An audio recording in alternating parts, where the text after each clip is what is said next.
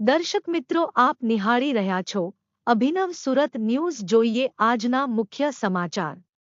રાજકોટના વિંહિયાના થોરિયાળી ગામમાં યુવકની હત્યા થઈ હતી, જેના આરોપીઓને પોલીસ દ્વારા પકડવામાં આવ્યા છે.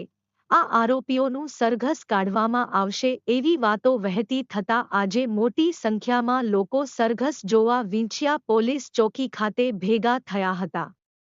જો કે કોઈપણ પ્રકારનું સરઘસ કાઢવાનું ન હતું, છતાં લોકો અફવા સાંભળીને સરઘસ જોવા પહોંચી ગયેલ અને સ્થિતિ બગડેલ.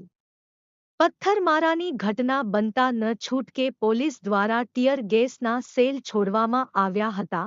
ટોળાને વિખવા માટે આજુબાજુના વિસ્તારોની પોલીસ ટીમોને પણ બોલાવાઈ હતી. બ્યુરો રિપોર્ટ, અભિનવ સુરત ન્યૂઝ. રિપોર્ટર હમીરભાઈ એમ પરમાર, ગોંડલ, રાજકોટ.